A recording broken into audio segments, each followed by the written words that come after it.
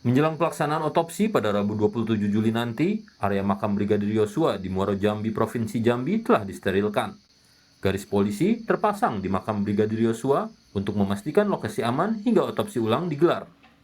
Ekskavator juga dikerahkan untuk membersihkan lumpur dan tanah di jalan akses menuju makam. Keterlibatan TNI dalam proses otopsi ulang Brigadir Yosua juga dipastikan Panglima TNI Jenderal Andika Perkasa.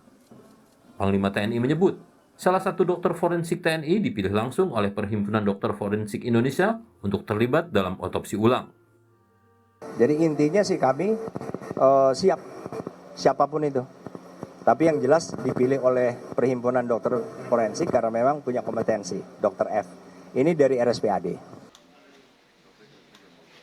Minggu sore kemarin, Kapolda Jambi meninjau ruangan otopsi dan ruangan untuk keluarga di Rumah Sakit Umum Sungai Bahar, Kabupaten Muaro Jambi. Nantinya dalam proses otopsi, satu perwakilan keluarga Brigadir Yosua akan dilibatkan untuk melihat secara langsung. Dalam otopsi itu gimana? Pamannya almarhum, ya. Nanti sedang mengikuti. Satu orang lagi pamannya almarhum. Ya. Otopsi ulang jenazah Brigadir Yosua dan berbagai bukti baru termasuk kamera pemantau atau CCTV menjadi pintu masuk mengungkap misteri penyebab tewasnya Brigadir Yosua. Namun, otopsi ulang juga berpacu dengan waktu karena kondisi jenazah sudah tak sama dengan saat diotopsi pertama kali. Tergantung dari proses pembusukan itu sendiri. Proses membusukan itu juga dipengaruhi oleh lingkungan. Jadi di mana almarhum dimakamkan, bagaimana kondisi tanah, lingkungan itu juga akan bisa mempercepat proses pembusukan atau justru sifatnya dapat mempreservasi, sangat tergantung pada lingkungan juga. Jadi faktor-faktor itu juga kita nggak tahu ya nanti seperti apa nanti kondisi jenazah pada saat digali kubur.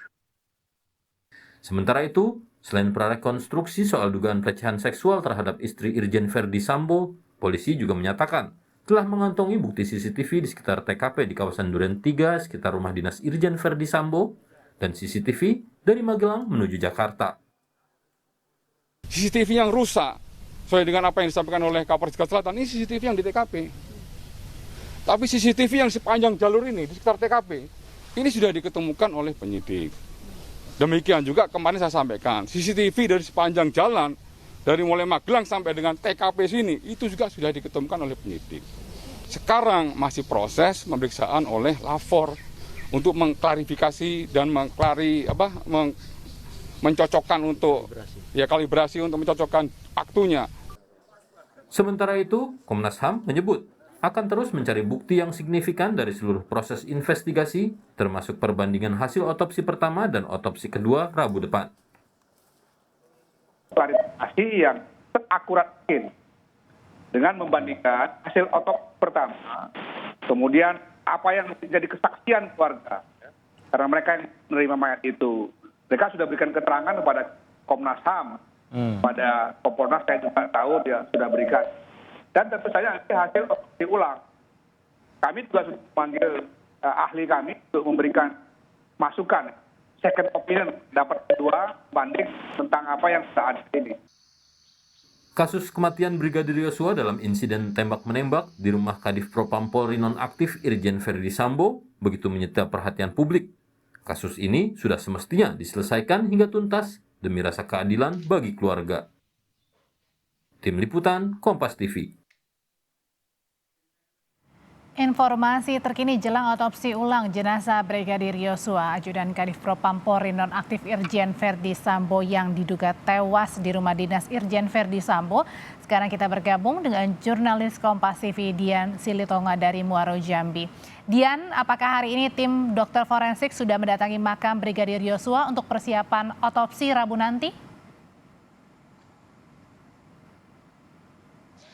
Audrey, kalau sampai dengan siang hari ini belum ada rencana kedatangan dari tim forensik ke lokasi pemakaman Brigadir Yosua.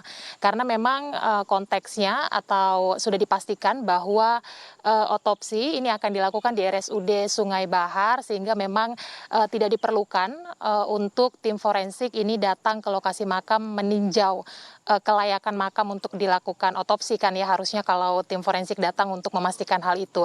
Tapi sekali lagi karena otopsinya sudah dipastikan akan dilakukan RSUD. Jadi nanti skenarionya ini tim forensik pada hari H, hari Rabu 27 Juli, ini hanya akan menunggu kedatangan dari jenazah Brigadir Yosua setelah dilakukan proses ekshumasi menuju ke RSUD Sungai Bahar. Nah, sementara nanti untuk proses ekshumasi ini juga hanya akan melibatkan pihak keluarga dan orang-orang terdekat.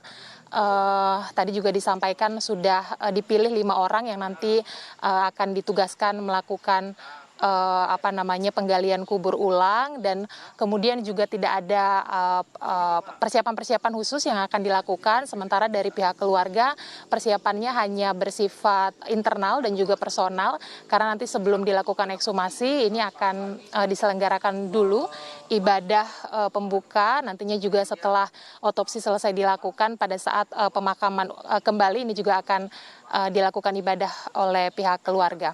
Audrey. Jelang otopsi ulang, makam juga dijaga ketat oleh beberapa ormas. Apakah ada insiden terkait dengan makam Brigadir Yosua jelang otopsi ulang ini sehingga harus dijaga, Dian? Ya, betul sekali Audrey. Yang menarik memang dari lokasi pemakaman adalah penjagaan ketat yang dilakukan oleh sejumlah pihak ya, baik dari keluarga, kemudian juga ada kehadiran warga dan juga Ormas Pemuda Batak Bersatu. Tadi saya tanyakan kepada mereka yang berjaga, mengapa harus sampai dijaga full 24 jam?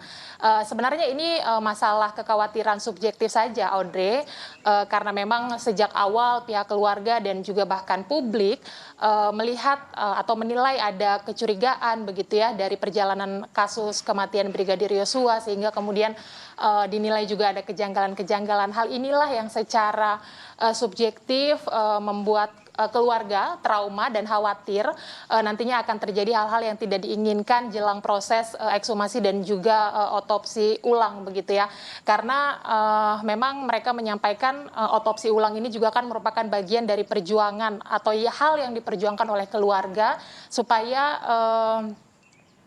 kebenaran kematian dari Brigadir Yosua ini juga bisa diungkap. Jadi mereka mengatakan jangan sampai otopsi ulang yang sudah diperoleh dengan perjuangan ini nanti akan sia-sia kalau terjadi hal-hal yang tidak diinginkan kepada jenazah Brigadir Yosua. Tadi mereka menyampaikan hal-hal yang tidak diinginkan, contohnya adalah perusakan makam, kemudian pencurian jenazah, bahkan sampai pengerusakan kondisi jenazah. Jadi sekali lagi memang penjagaan ini ya upaya yang dilakukan oleh keluarga karena memang ada kekhawatiran yang mereka rasakan. Audrey. Jadi penjagaan makam yang dilakukan oleh beberapa ormas adalah untuk sebagai sosial kontrol. Nah, tadi Dian juga sebutkan hanya ada pihak keluarga internal saja yang mungkin akan ikut dalam proses otopsi ulang. Siapa saja kah sudah Dian ketahui?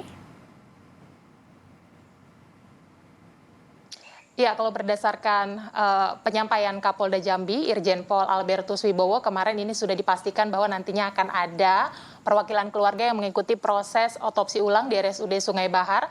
Akan ada satu perwakilan keluarga, ini adalah paman dari Brigadir Yosua yang nantinya akan turut hadir menyaksikan proses otopsi yang dilakukan di RSUD Sungai Bahar. Jadi akan melihat langsung nanti proses otopsi yang akan dilakukan tim forensik. Kemudian atau sementara pihak keluarga lainnya ini juga nanti akan disiapkan tempat khusus untuk menunggu selama proses otopsi berlangsung sampai nanti mungkin akan diinformasikan seperti apa hasilnya begitu ya. Kemudian juga ada skenario juga kalau dari proses ekshumasi nanti setelah selesai dilakukan ini juga akan ada 2 perwakilan yang ikut di mobil jenazah atau mobil ambulans untuk mengawal sampai tiba di RSUD Sungai Bahar sampai nantinya mengikuti prosesi buka peti untuk memastikan bahwa jenazah yang ada di dalam peti adalah jenazah dari Brigadir Yosua. Demikian, Ordi. Jurnalis Kompas TV Dian Silitonga melaporkan dari makam Brigadir Yosua di Muaro Jambi.